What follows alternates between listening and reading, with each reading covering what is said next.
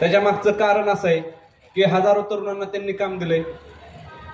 ज्या महिलांना कामाच्या संधी उपलब्ध नव्हत्या त्या महिलांना कामाच्या संधी उपलब्ध करून दिल्यात. येत्या काळात त्यांच्याकडे एक विजन आहे, त्यांच्याकडे दूरदृष्टी आहे की येत्या काळात ते कारखानदारी काढणार आहेत. त्यात आपले हजारो बांधव कामाला लागतील, माता भगिनी कामाला लागतील आणि त्यामुळे तालुक्याचा विकास होईल. आणि जर विकास साधायचा असेल तर प्रवीण भैया हे गरजेचं नेतृत्व आहे. ते नेतृत्व वाढवलं पाहिजे, जपलं पाहिजे आणि त्याला आपण खत पाणी घालून ते मोठं कसं होईल असं बघितलं पाहिजे.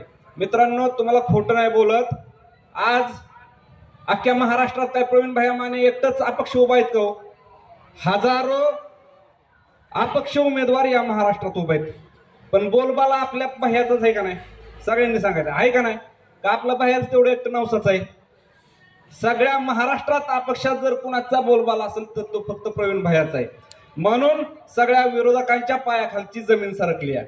आणि हे नेतृत्व जर उभं राहिलं तर तालुक्याचा विकास करल आणि हे नेतृत्व आपल्याला पुढे येऊ देणार नाही. त्याच्यामुळे ते आता घाबरले आणि त्यांना म्हणावं, तुम्ही जर आजपर्यंत विकास केला असता तर तुमच्यावर ही वेळ आली नसती. एवढंच बोलतोय, जास्त वक्त बोलणार आहे आणि पुढे पण सभा आहे त्या.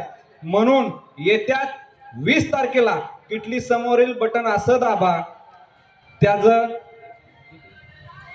किटली समोरील बटन असं दाबा की त्या किटलीच्या बटनाचा शाई निघली पाहिजे सगळी आणि त्याच दिवशी आपला विजय फिक्स झाला असं कळलं पाहिजे. एवढं करा. आई जगदंबेच्या आशीर्वादाने भैया निवडून येऊ. आई एवढीच प्रार्थना माझं कुलदैवत खंडोबाच्या आणि बजरंगबलीच्या चरणी करतो आणि थांबतो. धन्यवाद.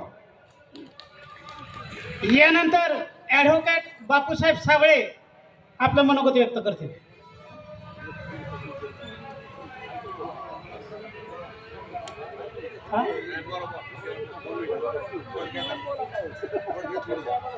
तसेच या ठिकाणी आपले पंचायत समिती सदस्य आदरणीय डॉक्टर संजीवजी लोंढे यांनी आपलं मनोगत व्यक्त करावं अशी मी त्यांना विनंती करतो. नमस्कार. इंदापूर 2000 विधानसभा 2024चे उमेदवार माननीय प्रवीण भैया माने यांच्या प्रचारानिमित्त आपण आज या सभेचे आयोजन केलं आहे. या सभेसाठी उपस्थित असलेले आदरणीय चौरे साहेब, विक्रमजी शेलार साहेब, शरद नाना चितारे, आमचे संजय भाऊ निंबाळकर, जावळे बापू, चिताळे साहेब व इतर सर्व ग्रामस्थ, आज आपण प्रवीण भैयाला मतदान का करायचं या संदर्भात आणि प्रवीण भैयाला मतदान करून आपण काय साध्य करायचंय तर एक सांगतो की प्रवीण भैया हे स्वतःच्या मेरिटवर मतदान मागत आहेत. ते मतदान मागताना कुठल्याही पक्षाचा, नेत्याचा किंवा चिन्हाचा कुठलाही आधार नसताना स्वतःचा चेहरा दाखवून प्रवीण भैया मतदान मागत आहेत. त्यामुळं इतर जे नेते मंडळी आहेत त्यांच्याकडे नेता आहे, पक्ष आहे, चिन्ह आहे, पण प्रवीण भैयाकडे काही नसताना ही सर्वसामान्य जनता त्यांच्या पाठीमागं आहे. या सर्वसामान्य जनतेच्या आशीर्वादावर आज प्रवीण भैया हे इलेक्शन लढत आहेत. तसेच आज युवकांना नोकरी किंवा युवकांची बेकारी ही मोठ्या प्रमाणात वाढलेली आहे. गेले अनेक वर्षापासून म्हणण्यापेक्षा आपण आदरणीय मामांना 10 वर्ष दिली आणि हर्षवर्धन भाऊंनाही आपण 20 वर्ष दिली. आता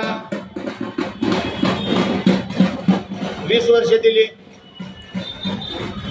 पण इंदापूर तालुक्यातील युवकांचा कुठलाही प्रश्न मार्गी लागलेला नाही. युवकांची बेरोजगारीचं प्रमाण वाढलेलं आहे. तर प्रवीण भैया हे आपल्याला रोजगार उपलब्ध करून देण्याचं एक मोठं आश्वासन आपल्याला प्रवीण भाईंनी दिलेलं आहे. सोनाई परिवाराच्या माध्यमातून आता सध्या त्यांच्या तिथं 7,500 युवक युवती काम करत आहेत. या युवकांना रोजगार उपलब्ध करून देण्यासाठी प्रवीण भाईंनी कारखाना, MIDCतील उद्योग, फूड प्रक्रियावर चालणारे उद्योग, अशा प्रकारचे उद्योग निर्माण करण्यासाठी आदरणीय प्रवीण भैया माने यांना आपल्याला मतदान करून विधानसभेत पाठवायचं आहे. तसेच शेतकऱ्यांच्या पाण्याचा प्रश्न असेल, बाजारभावाचा प्रश्न असेल, MIDCचा प्रश्न असेल, हे प्रश्न सोडवण्यासाठी आपल्याला युवा नेते व युवकांचे आशास्थान आदरणीय प्रवीण भैया माने यांना विधानसभेत पाठवण्यासाठी आपण एवढ्या मोठ्या संख्येने इथं उपस्थित राहिलाय. आता विरोधकांना प्रवीण भैयावर टीका करण्याशिवाय दुसरा पर्याय राहिला नाही. त्याच्या पाठीमागचं कारण असं आहे की प्रवीण भैया माने आज 1 नंबरला गेलेले, त्याच्यामुळे ह्या नेत्यांच्या पायाखालची वाळू सरकलेली आहे. ते प्रवीण भैयावर कुठल्याही प्रकारचे आरोप प्रत्यारोप करायला लागलेले आहेत. तरी आपण त्या संदर्भात आपण त्यांच्यावर कुठलेही आरोप आणि प्रत्यारोप करणार नाही. फक्त आपण सर्वसामान्य जनतेच्या दारात जाऊन आदरणीय